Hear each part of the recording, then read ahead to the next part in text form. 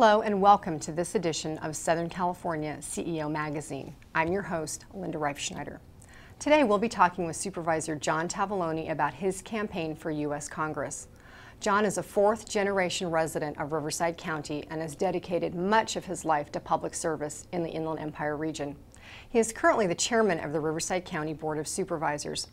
As a Riverside County Supervisor, John has worked to bring thousands of good jobs to the region and made the tough decisions required to balance the county budget. Prior to his election to the Board of Supervisors, John served on the Riverside City Council. His career spanned nearly 25 years as a commercial real estate executive. John's earned his bachelor's degree in business administration from California Baptist University. For the past 2 decades, creating jobs for our region has been one of Supervisor Tavaglione's top priorities. He's helped to bring tens of thousands of jobs and over $1 billion in new investment to Riverside County. He wants to take that same can-do attitude to Washington. He rejects the failed policies currently at work in D.C. and will work to turn our nation around, fix what's wrong with Washington, and get America working again. Welcome, John. Thank you.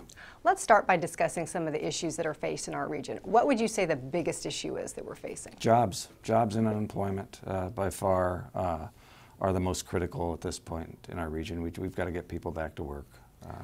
Are there some ideas that you have in terms of helping to get people back to work? Sure. I think what we're doing at the county in terms of our foreign trade zones and export solutions with our manufacturers, we're helping them to find new resources to export their goods and services that they manufacture here in Riverside County, and we've done that through our foreign trade office.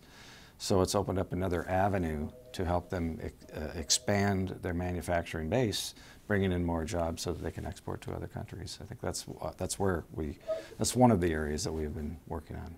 So I'm hearing some optimism about the region, and given the recent economic problems that we've been facing, that can be, a rare thing these days. What do you see as a big positive impact for the future of Riverside County?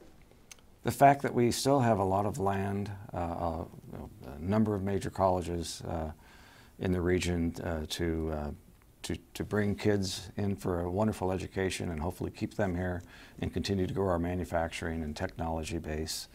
I think that's a huge plus for our region. Still a lot of areas in which new businesses can grow and build. We have the ports, and the ports of Los Angeles, but we also have the rail hubs here and the transportation hubs that help these businesses, distribute out through all of the United States. And I think we are the key point in Southern California that allows us to grow and prosper in the future, just because of those amenities. Now, you've had a lot of experience outside of public service as well, because you've worked in private industry. What sorts of things can the county do or continue to do to attract business and to help business grow in the region?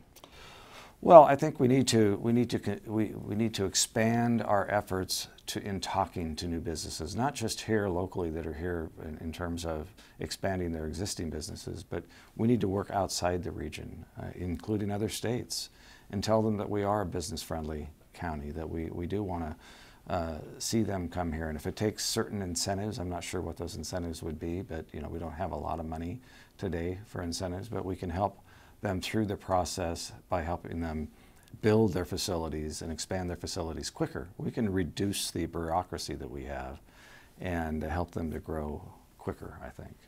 Now, switching gears just a little bit, you're a lifetime resident of the Riverside area, and you're very active in the community. What sorts of things can the community do to help grow and to help have a positive future for the area? Communicate. The businesses need to communicate with each other. More and more people need to get involved with their chambers, I believe. The businesses do. Outreach of the chambers to businesses to expand their business space. Government needs to do a better job in outreaching, but the average citizen, I think, we need to recognize what a gold mine we have here in the inland Southern California region and be more positive. Yes, we've been hit very hard by the economy, but it always turns around, and it will turn around. And I think the more we can talk positive about our region, the better off we're going to be, and the quicker we'll come out of this downturn that we've experienced. John, you've given a number of years of your life to public service, and now you're looking to take that to the federal level. What will be your first goal when you get into office in Congress? First and foremost, to find my office, which undoubtedly will be very small as a junior congressman. But you know what? The reason I'm going is because I want to bring people together. I'm tired of the polarization that's occurred between the Democrats and the Republicans. Yes, we all have our own principles, but you know, coming from the business community and coming from a nonpartisan office over the last 2 decades, I know that the only way you get things done is through compromise. And I want to go in order to try to bring some sense to the decisions that are being made in a bipartisan effort. So I want to go and work across the aisle for the betterment of our country. I'm concerned about the future for my kids and my grandchildren and my great-grandchildren, and I hope to try to turn that around. I know it's going to be hard, but that's what I intend to do. Now, you mentioned your business background, and we talked a little bit earlier about your private industry skills and how you've been able to bring that into your public service life. How will that translate into new policies at the federal level? Well, in business, I've had to make a payroll. I know what it is to pay taxes. I know how taxes and regulations, bureaucracy can hold my business back.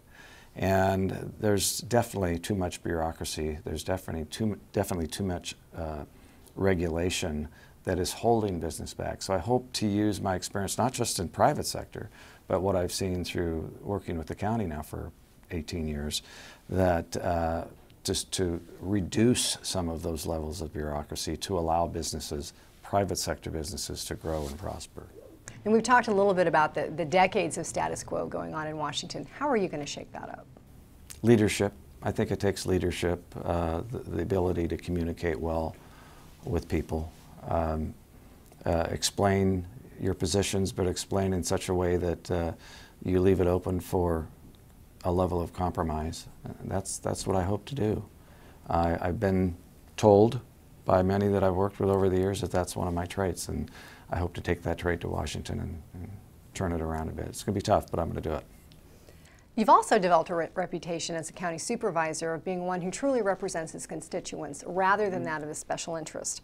How are you going to make that a quality activity in Congress? Well, I think everyone who is elected, it doesn't matter what seat they're elected to, whether it be a city council board member, or excuse me, a city council member, a school district trustee, or whether it be a county supervisor or a member of Congress, we have to realize why we're going. We're going there to represent the people, and not just one segment of the people, but all the people.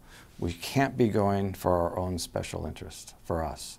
I'm going because I want to turn it around, and I'm doing it for the people that put me in office. Now, John, as a county supervisor, you've been dealing in California with the recent loss of redevelopment dollars. What can private industry business do to help support the state? I think private industry and businesses of any size, they need to promote themselves and promote our region. They need to get out and brag about their successes, talk about their challenges, but how those challenges have been overcome by working together for the region. We have a tremendous asset here in our businesses, and we have to just brag about it. That's how we're going to get the word out. The more that they can prosper, that'll help overcome the loss of redevelopment, which has been estimated to be about 4,500 jobs in Riverside County. Thank you for joining us today, John, and we wish you every success. Thank you, Linda. Pleasure to be here.